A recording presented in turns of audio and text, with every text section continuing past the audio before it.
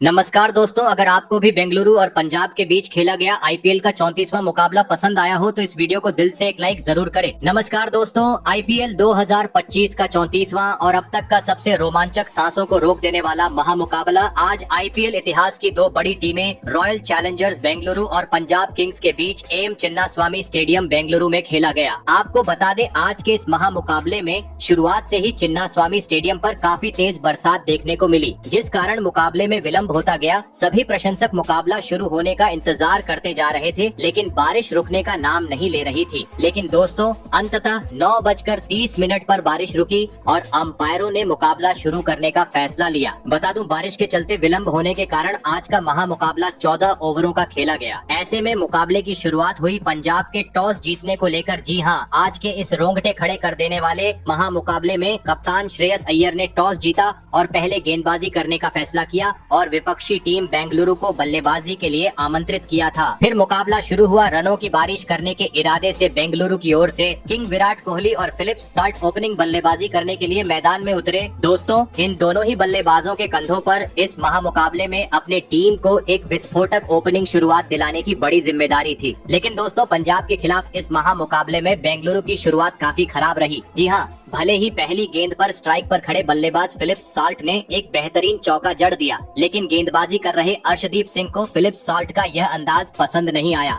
और चौथी ही गेंद पर अर्शदीप सिंह ने बदला निकालते हुए फिलिप्स साल्ट को विकेट कीपर के हाथों कैच आउट करवाते हुए बेंगलुरु को जल्दी ही पहला झटका दे दिया। आपको बता दें, फिलिप्स साल्ट आज मात्र 4 ही रन बना सके। ऐसे में जल्दी ही बड़ा झटका लग जाने के बाद अब बेंगलुरु की ओर से मैदान में उतरे कप्तान रजत पाटीदार और आते ही एक जोरदार चौका जड़ते हुए उन्होंने अपने पारी का आगाज कर डाला। फिर दूसरा ओवर पंजाब की ओर से जेवियर बार्टलेट लेकर आए, जहां पर पहली 3 गेंदें तो स्ट्राइक पर खड़े कप्तान रजत पाटीदार ने सूझबूझ के साथ खेली, लेकिन चौथी गेंद पर रजत पाटीदार ने अपना असली रंग दिखाया और गेंद को स्टेडियम पार पहुंचाते हुए छक्का जड़ दिया। बता दूं, पाटीदार का यह छक्का इतना खतरनाक था कि नॉन स्ट्राइक पर खड़े विराट कोहली भी उनकी तारीफ करते हुए दिखे। दोस्तों, छोटे से मुकाबले में पहले 2 ओवर में ही बेंगलुरु का आतिशी अंदाज मैदान पर अब देखने को मिल रहा था। ऐसे में तीसरा ओवर एक बार फिर अर्शदीप सिंह लेकर आए, लेकिन दोस्तों, इस ओवर में एक बार फिर अर्शदीप सिंह की बेहतरीन गेंदबाजी के चलते पहली 3 गेंद पर मात्र 2 रन आए। ऐसे में अब स्ट्राइक पर विराट कोहली थे, जिनसे सभी प्रशंसक एक बड़ी पारी की उम्मीद लगाकर बैठे थे। लेकिन आज इन उम्मीदों पर विराट कोहली खरा उतरने में पूरी तरह असफल रहे और दूसरे ओवर की चौथी गेंद पर आगे बढ़कर बड़ा शॉट खेलने के चक्कर में मार्को यानसन के हाथों कैच आउट होते हुए पवेलियन का रास्ता नाप लिया। आपको बता दें, किंग विराट कोहली आज मात्र 1 ही रन बना पाए। दोस्तों, विराट कोहली के विकेट के चलते पूरी तरीके से स्टेडियम में सन्नाटा छा चुका था, क्योंकि 3 ही ओवर का खेल हुआ था और बेंगलुरु अपने 2 बड़े बल्लेबाजों को गवा चुकी थी। ऐसे में अब मैदान में उतरे विस्फोटक बल्लेबाज लियाम लिविंगस्टोन। फिर चौथा ओवर एक बार फिर पंजाब की ओर से लेकर आए जेवियर बार्टलेट, जहां पर पहले 4 गेंद पर एक बार फिर बेंगलुरु की ओर से खराब बल्लेबाजी देखने को मिली, लेकिन 5वीं गेंद पर लियाम लिविंगस्टोन अपने हाथ खोलते हुए नजर आए, जहां पर उन्होंने एक बेहतरीन चौका जड़ते हुए 4 रन बटोर लिए। लेकिन दोस्तों, पंजाब की घातक गेंदबाजी के सामने चौका लगाने के बाद वह भी ज्यादा वक्त तक क्रीज पर नहीं टिक पाए और अगले ही गेंद को स्टेडियम पार पहुंचाने के चक्कर में प्रियांश आर्या को कैच थमाकर अपना कीमती विकेट गवा बैठे। आपको बता दें, लियाम लिविंगस्टोन आज मात्र 4 ही रन की पारी खेल पाए। दोस्तों, पंजाब की चल रही तूफानी गेंदबाजी के सामने बेंगलुरु आज पहले 4 ओवर के भीतर ही अपने 3 महत्वपूर्ण बल्लेबाजों को गवा चुकी थी। पूरी तरीके से दबाव अब पवेलियन में दिखाई दे रहा था। ऐसे में टीम को संवारने की इरादे से मैदान में उतरे जितेश शर्मा। आपको बता दें, आज मुकाबला छोटा होने के चलते पावर प्ले मात्र 4 ओवर का था, जिसमें बेंगलुरु ने मात्र 26 रन की स्कोर बोर्ड पर लगाए थे।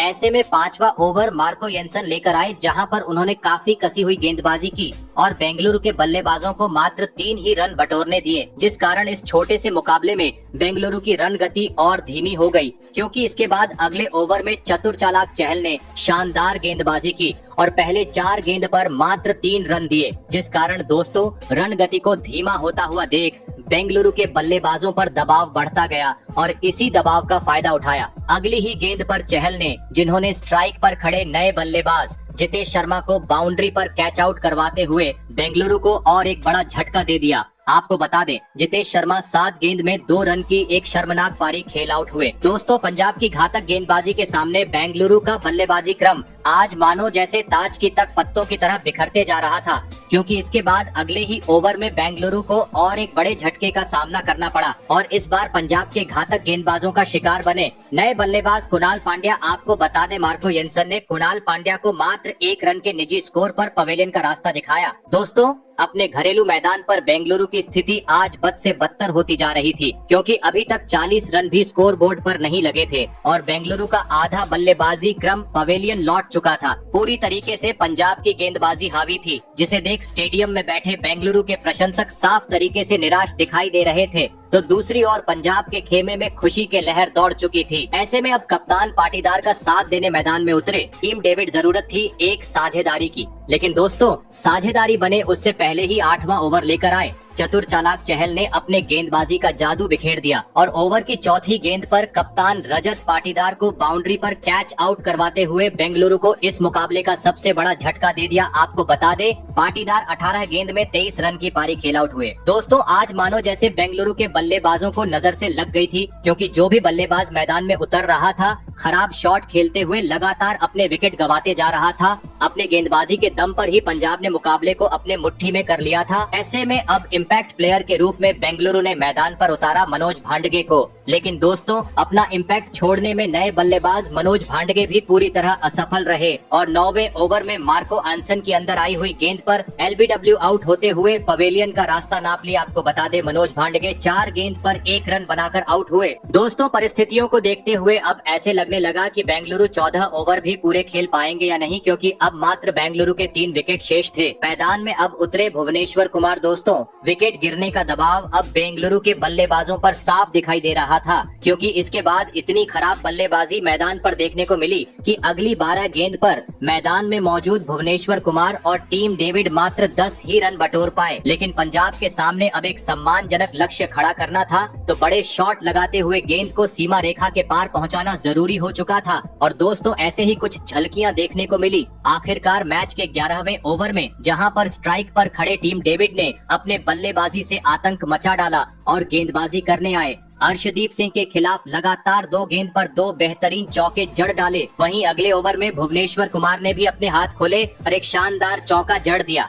लेकिन दोस्तों, अगले ही गेंद पर भुवनेश्वर कुमार अपना धैर्य खो बैठे और एक बार फिर गेंद को सीमा रेखा के पार पहुंचाने के चक्कर में कैच आउट होते हुए पवेलियन लौट गए। आपको बता दे, भुवनेश्वर कुमार 13 गेंद में 8 रन बनाकर आउट हुए। वही दोस्तों, बेंगलुरु का विकेट गिरने का सिलसिला यही नहीं रुका, बल्कि इसके बाद मैदान में उतरे यश दयाल भी जैसे आए वैसे ही अगली ही गेंद पर एलबीडब्ल्यू आउट होते हुए बिना खाता खोले अपना विकेट गवा बैठे। आपको बता दे, इस ओवर में हरप्रीत ब्रार ने 4 रन देकर 2 विकेट झटके। ऐसे में अब बेंगलुरु की आखिरी उम्मीद टीम डेविड थे, जो यहाँ से कुछ बड़े शॉट लगा सकते थे। और दोस्तों, टीम डेविड ने ऐसा करके भी दिखाया, जहां पर उन्होंने मैच के 13वें ओवर में 2 चौके जड़ दिए। दोस्तों, अब पहली बार बेंगलुरु के प्रशंसकों के चेहरे पर खुशी नजर आ रही थी, लेकिन असली मजा तो अंतिम ओवर में देखने को मिला, जहां पर स्ट्राइक पर खड़े बल्लेबाज टीम डेविड ने धमाल मचा डाला और गेंदबाजी करने आए। हरप्रीत ब्रार के परखच्चे उड़ाते हुए इस ओवर में लगातार 3 गगनचुंबी छक्कों की मदद से 21 रन बटोर डाले और महज 25 गेंद में पंजाब के खिलाफ तूफानी 50 जड़ दिया और 20 ओवर का खेल खत्म होने तक बेंगलुरु को 95 रनों तक पहुंचा दिया और यह महामुकाबला जीतने के लिए पंजाब के सामने 96 रनों का विशाल लक्ष्य खड़ा कर दिया। ऐसे में अगर बात की जाए बल्लेबाजी की, तो इस महामुकाबले में बेंगलुरु की ओर से सबसे अधिक 50 रन की पारी टीम डेविड ने खेली, तो वहीं गेंदबाजी में पंजाब की ओर से अर्शदीप सिंह, मार्को येन्सन,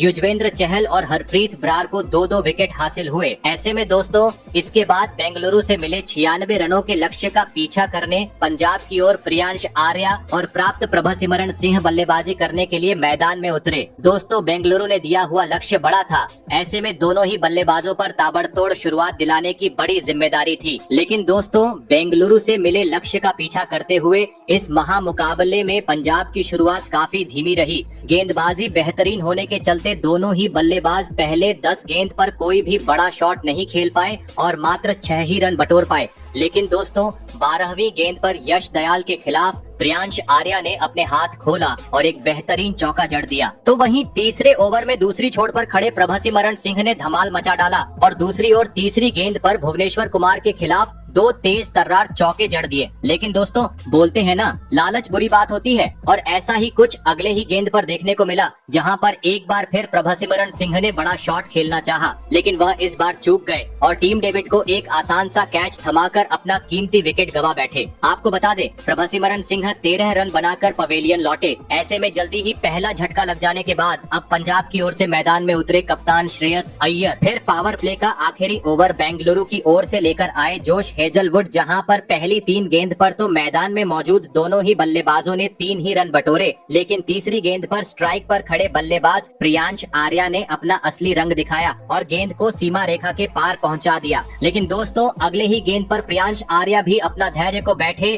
और एक बार फिर छक्का जड़ने के चक्कर में कैच आउट होते हुए पवेलियन का रास्ता नाप लिए। आपको बता दें, प्रियांश आर्या 16 रन बनाकर आउट हुए। ऐसे में अब 2 बड़े बल्लेबाज पवेलियन लौट जाने के बाद पंजाब की ओर से मैदान में उतरे जोश इंग्लिश। आपको बता दे, छोटे से लक्ष्य का पीछा करते हुए पंजाब में पावर प्ले का 4 ओवर का खेल खत्म होने तक 32 रन स्कोर बोर्ड पर लगा दिए थे। ऐसे में अब 5वां ओवर यश दयाल लेकर आए, जहां पर उन्होंने काफी सही लाइन और लेंथ से गेंदबाजी की और पंजाब को मात्र 3 ही रन बनाने दिए। लेकिन इसके बाद अगला ओवर एक बार फिर पंजाब के हित में रहा, जहां पर स्ट्राइक पर खड़े जोश इंग्लिश में कुणाल पांड्या को लगातार 2 गेंद पर 2 बेहतरीन चौके जड़ दिए। दोस्तों बेहतरीन तरीके से पंजाब अब लक्ष्य की ओर बढ़ना शुरू हो चुकी थी। मुकाबले में वापसी करनी थी तो रनों पर रोक लगाते हुए पंजाब के लगातार विकेट झटकने जरूरी थे। लेकिन दोस्तों दोनों ही बल्लेबाज काफी बेहतरीन बल्लेबाजी करते हुए शानदार तरीके से समय समय पर रन बटोरते जा रहे थे, जिस कारण देखते ही देखते इन दोनों ही बल्लेबाजों ने पंजाब का स्कोर 7 ओवर में ही 50 रन के पार पहुंचा दिया। परंतु दोस्तों बेंगलुरु को पंजाब को जीत की ओर बढ़ने से रोकना था तो विकेट किसी भी हाल में हासिल करना जरूरी था, और आखिरकार यह काम करके दिखाया। मैच का 9वां ओवर लेकर आए जोश हेजलवुड ने, जिन्होंने इस ओवर में अपने गेंदबाजी का जादू बिखेर दिया और एक ही ओवर में पंजाब को दोहरा झटका दे दिया। जी हां, पहले चौथी गेंद पर पंजाब के कप्तान श्रेयस अय्यर को विकेट कीपर जितेश शर्मा के हाथों कैच आउट करवाया, तो वही एक गेंदबाज उनके साथ निभा रहे जोश इंग्लिश का भी बाउंड्री पर पत्ता साफ कर दिया। दोस्तों